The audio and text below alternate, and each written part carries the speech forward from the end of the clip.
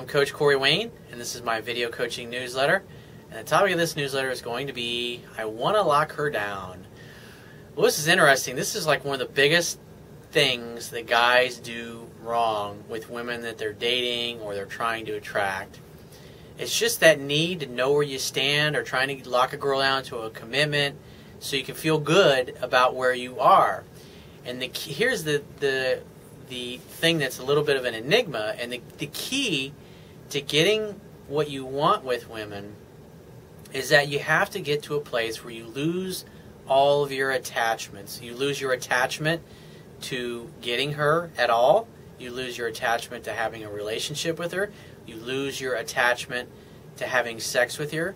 You lose your attachment to her calling you back. You lose your attachment to her falling in love with you.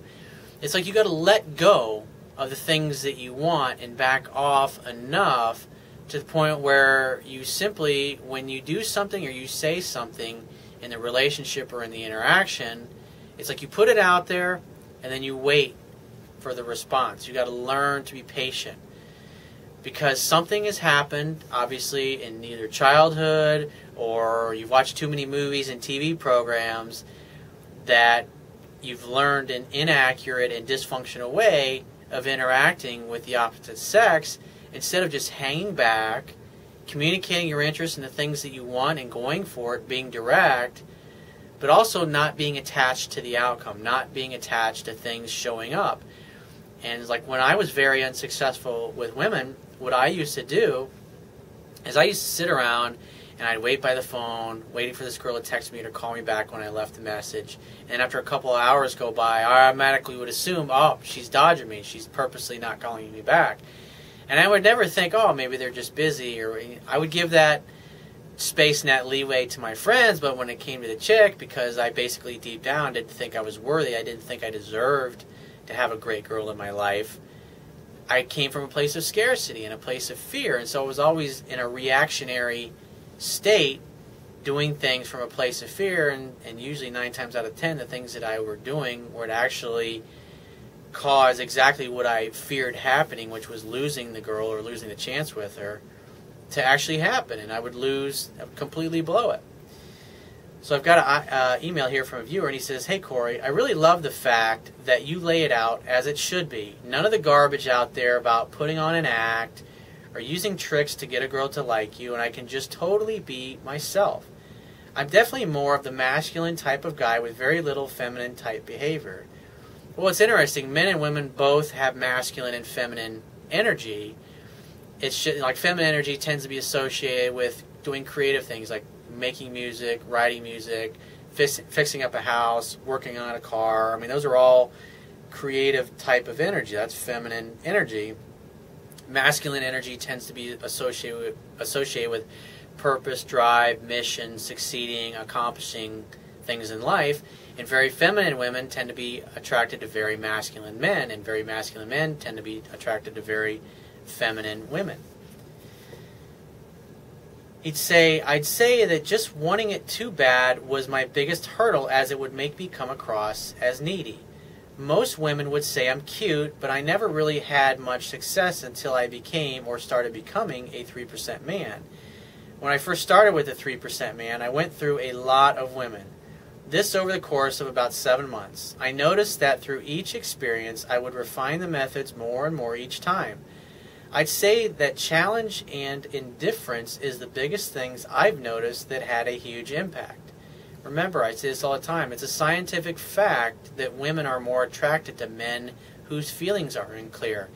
And so when you're interacting with women in all phases of a relationship, if you can facilitate that simply being unsure of where she stands with you by not constantly talking about your feelings, by being cognizant and aware of how much she's saying it and doing it versus how much you're doing it and saying it, it just keeps her in that space where she's unsure. And when a woman is unsure, that's when she reaches out to you to get some certainty. And then you obviously reassure her and you tell her how much you adore her and love her, and you make love to her in those moments.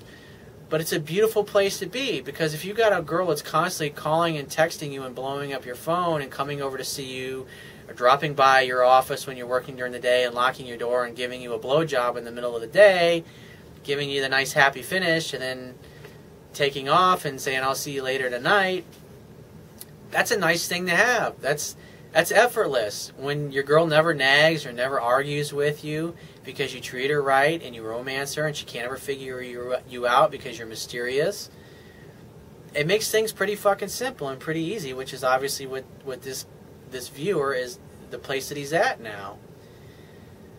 Like I say, repetition's the mother of skill, and the reason this guy is getting this good is because he's practiced over and over and over again, and he's slowly overcome his feelings of neediness and insecurity and fear and doubt and all those little devils on his shoulder that basically used to create problems for him in the past, which always led to him getting rejected.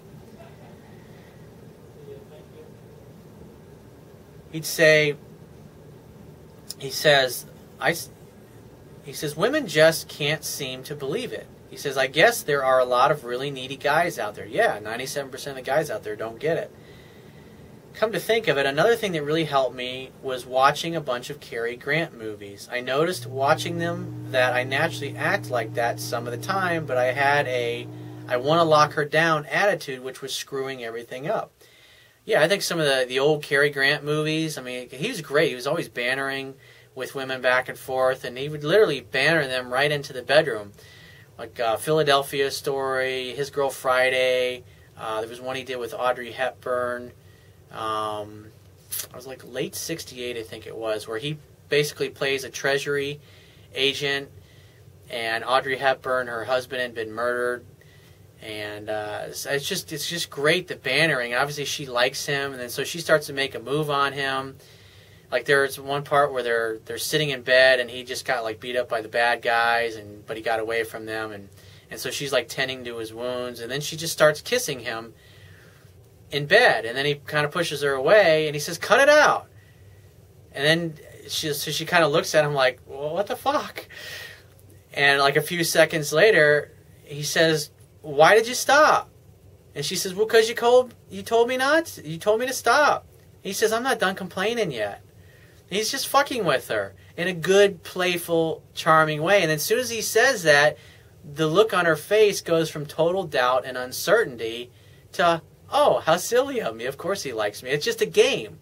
That's what he's doing. He's just playing a game, like a little boy and a little girl together, but it's an adult way. And then so, of course, she leans back in, and they start making out and fool around. And obviously, back then they didn't show you what happens, but you assume that, they ended up having sex at that point. But that's the beauty of being fun and playful with a woman that really creates attraction and causes her to want you more, and it really winds the sexual tension up. Some of the old Clint Eastwood movies are kind of the same way. It's like, if you watch some of the movies like the Dirty Harry movies, you have this hot-looking little Chinese girl that comes over and that lives in his building, and he comes over, he's tired as fuck. It's like late at night, and he just wants to go to bed, and he hears a knock at his door, and he's kind of like, he's got this look like, what the fuck do you want? And it's kind of his attitude, and she's like, "Hey, can I come in?" And she just wants to play and have a good time, and he's just kind of like, oh, he's all grumpy. And then she shows that she's got a six-pack of beer, and so he's like, "Okay, well, come on in." And then so they start fooling around, and he has sex with her, and then she leaves in the morning. And he goes about his life, but, that's just the way women are. They're like that. They put themselves into your orbit in hopes that you seduce them when they have a high level of interest in you to start out with. And as you facilitate those things by doing everything right, they want more and more of your time. They want more and more of your attention. They want to be around you more and more, and they will call you, they'll text you, they'll show up, they'll stop by, until eventually they're living under the same roof as you. He says, getting rid of that attitude and letting her come to me at her own pace seems to be the key. I met a wonderful young lady about 4 months ago that I see good possibilities with. It was really slow going at the start, and I was wondering how she really felt because she never really tried to escalate it. Yeah, probably because she was very comfortable in her own skin, and she was very confident. And she probably wasn't used to guys having the kind of emotional self-control that you displayed. He says she basically fell for me after I took her out to a romantic dinner at a high-end restaurant. I'd say it's not that she fell for you at the restaurant. It's just that eventually she got to the point where she lost control of her inhibitions and just decided to pursue you. Because when you take a girl to a nice restaurant and you dress up and she gets dressed up, it communicates that you think she's worth it, It communicates that you find her special, or at least more special than any of the other women that you're dating, because it takes time to make reservations. It takes time to find a good place to go.